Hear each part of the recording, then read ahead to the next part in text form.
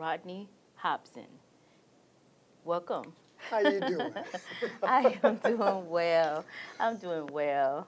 We have had some great segments and some great feedback, so I just want us to continue and I say live therapy, I just want us to continue that because I'm getting some great feedback that, it's reaching some folks, and that was our earnest desire when we began. And that's what I enjoy doing, and I'm glad people are really getting something out of this. Mm-hmm. Today, I'm going to go a little deeper and maybe hit some areas of sensitivity. So, if I should hit some areas and you're not there, just say so and we'll back off and take off into another direction. That's fair. Okay? That's fair enough. Now, what I would like to talk about is the after effect of surviving domestic violence. Okay. And what I mean by that is this. Once you removed yourself from the home environment where that is taking place, now you have a sense that you might feel safe, but then again, you may not. You may begin to think, is he going to come after me? Is he stalking me?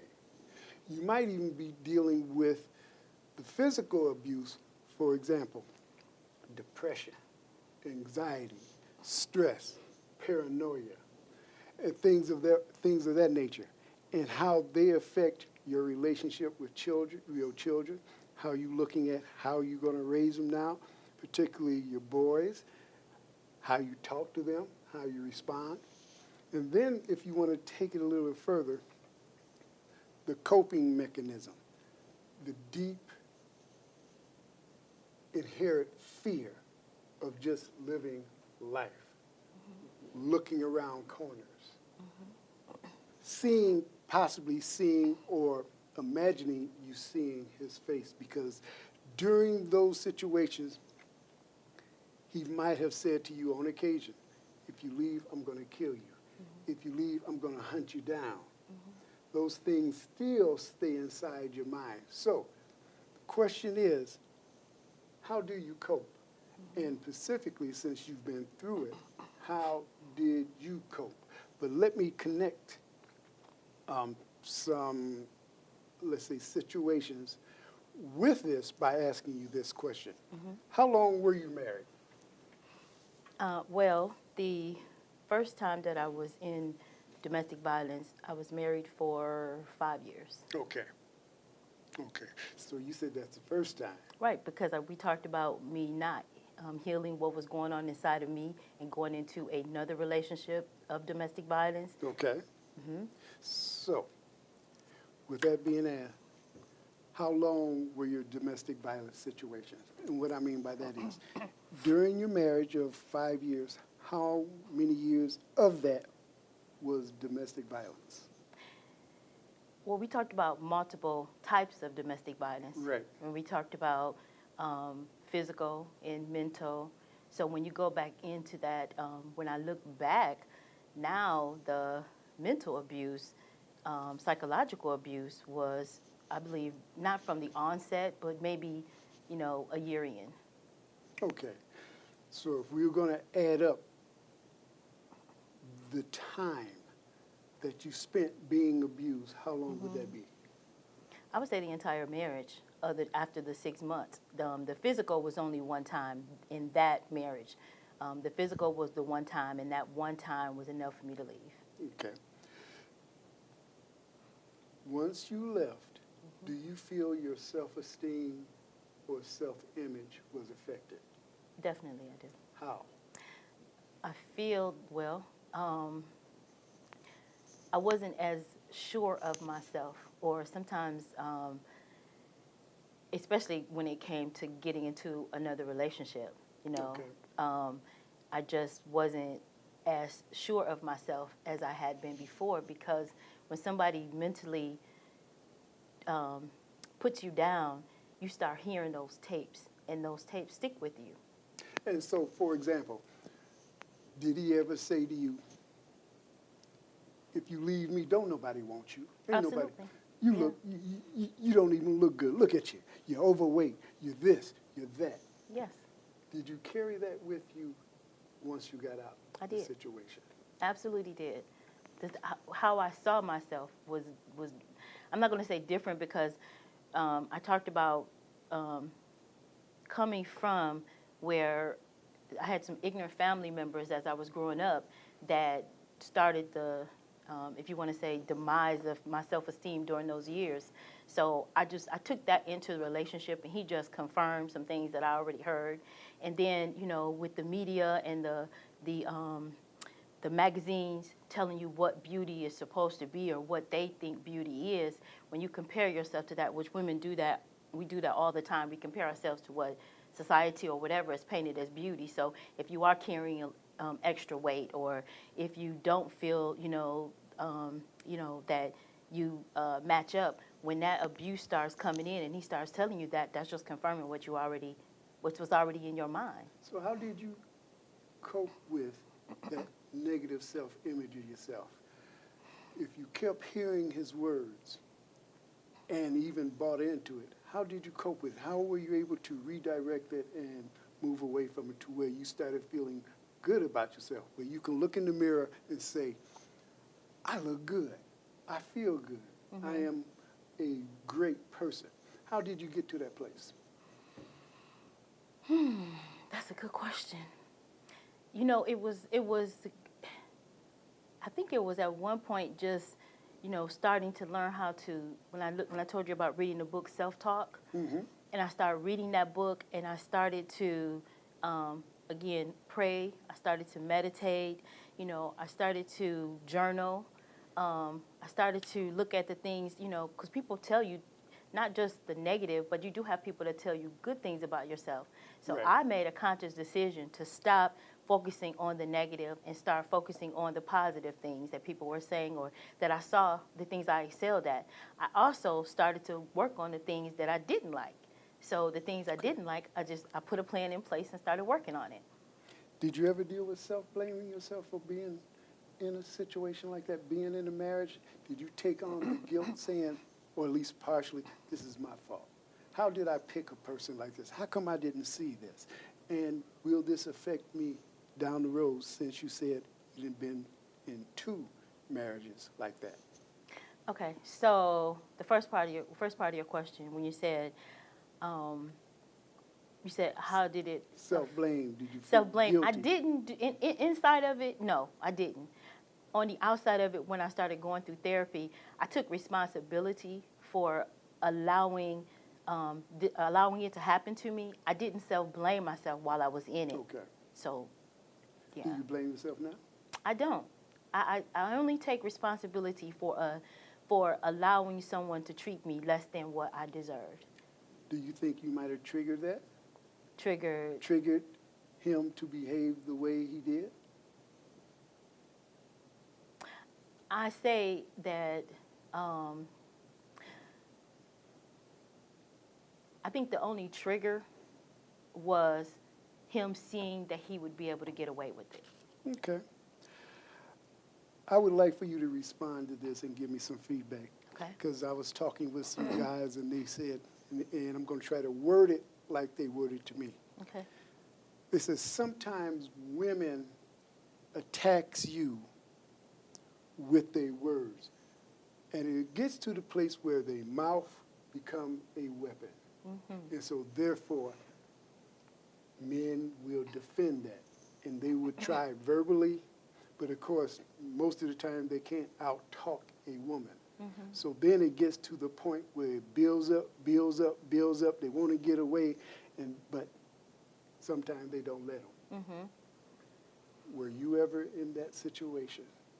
I was not in that situation, and I'll tell you why. I was brought up where my dad taught us. He taught us respect. He taught us how to properly, treat your partner. Okay, and so I didn't have that issue. He taught us how to be a lady, and he just taught us those things. Mm-hmm. But I do understand that point because I have witnessed some women that their tongues are so sharp they where they're battering or they're actually abusing their husband or significant other. So I get that. I understand that. What I taught my son, because my son has a ferocious temper. He's a sweetheart. He a loving gentleman, but he has a ferocious temper. But what I taught him was to walk away. When you get so upset that you feel like you want to hit, you want to cuss, you want to scream, or what have you, walk away, go get some air. Walk away and go, if you punch your punching bag downstairs, put a bag up. I taught him to redirect that anger versus taking it out on your significant other. Now, as one of the men pointed out, and I even found myself in this situation, suppose you want to do that, but the woman blocks your way. For example, you want to walk away, you want to go out the door, she gets in front of you. You ain't going nowhere. I ain't letting you get into it. We going to get this done. We going to talk about this. We going to have this thing out. And you're, as the man, you're up here. You've had it. And now I'm trying to block your mouth out, block your words out. But it's getting to the point where it's building up. How would you instruct your son to handle that? That is loaded. I say, and to the point of physical contact, find a way to diffuse the situation. I mean, and I'm not saying that all this is easy. That's where a lot of self-talk comes in at. Talk yourself through it, because the repercussions are so much greater than whatever it's going to take you in that moment. So hitting her or, whatever. When I say, okay, if a woman comes at you and she's fighting you or something like that, then restrain her, But if she's coming at you with words, and you say she's blocking the door, okay, you still can self-talk yourself out of that, becoming infuriated, becoming abusive, because, I say, is your freedom or whatever you may do in that moment, is it worth it? That's my perspective of it, but I'm a woman, so I don't know what it feels like to be a man so enraged, and here comes somebody, and I've dealt with men that have come to me that are in abusive situations, and that, their wives, it's been some years ago, but a gentleman said that, he was trying to leave, and it had gotten to the point where she hit him with the car, Right. And so, at that point, there is no keep going back to that situation. You have to find a way to get yourself out of that situation. Get out of that. You can't keep going back to that, because it's going to keep escalating. And you're right about that. And I kind of wanted to direct this in terms of treatment, even though I don't like the word treatment, is how to handle yourselves in these situations and how not to let it escalate to that point. Absolutely. But again, when we talk about domestic violence, and we talk about it on both sides, there's a lot of mental and emotional activity that takes place. And in the moment, when the emotions become intense, where you're not thinking with self-discipline, but now you're just starting to react. Absolutely. And respond. Yeah. Off of what you're hearing. Because normally during a domestic violence situation, there's an argument, voices are raised, and all you hear is shouting. There's no communication, but there's going back and forth. I'm trying to get my point across. You're trying to get your point across. Exactly. And what's lost is the ability to properly communicate. It's all about, I want you to hear what I want to say, and if it gets to that point, Right. because I can't take no more. Right. So, and what's interesting enough, under the banner of, is it right to hit? Never. Why you say that? It's what does it accomplish? It does nothing. It's destructive. It's demeaning. It's it chips away at that person, and then oftentimes, because there's a honeymoon period, it chips away at you, the person that's perpetuating this violence onto somebody that you say that you love or that you say that you care about. So one of the things that I did, in like I said, it's been multiple times, and until until I really got into therapy, until I really started dealing with my own issues, that I finally started to see things more clearly. And I do know, like, there was one situation in particular where the altercation and everything had gotten so heated, and I stopped in the moment of it, and I started to talk to him, and I said, is this really what you want? Is this really? And I don't know, it just came to me, is this who you really are?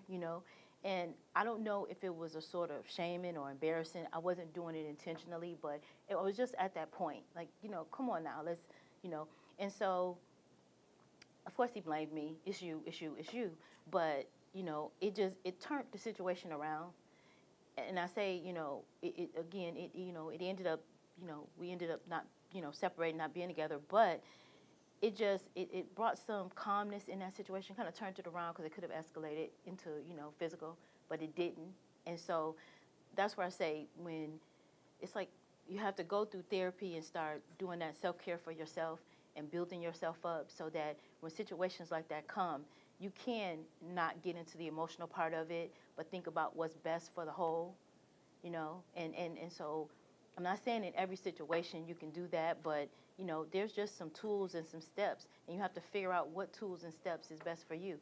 Therapy did it for me, but the right therapy, because I've been through multiple times of going through therapy, Okay. and it wasn't like that wasn't the right person or therapist for me. But when I got into the right therapy, and I was able to The right to do that. therapy. For me. For me, the right therapy was a Christian counselor. Okay. Okay. Okay. Yeah, because you can go to somebody, and you know how that works. Yes, I do. Yes, So I it has do. to be a right fit. Yes, I do. Okay. So, for the next couple minutes, I want to Okay. speak to you, but I also want to speak to the gentlemen out there, and also the ladies. Okay. Treating the perpetrator is actually more difficult than treating, and I'm going to use this word right now, the victim and the survivor of domestic violence. And I want to say, because many, not all, many of the men as young boys, they grow up in an environment where they see and they're looking at this and saying, this is the right way. They see how dad and mom interact. They hear from their boys, man, if you get out here, you check her. And if you can't straighten it out, then boom, you hit. So they have this mindset, and this mindset is actually normalized, or it's the right way to do. That's why I purposely say, is it right to hit? In their minds, it is. So how do we work to change that? And like I said, it's a difficult mindset to change, because they grow up with the idea, man is supposed to control. The husband is supposed to lead. What is that like? What do they see in terms of how to do that?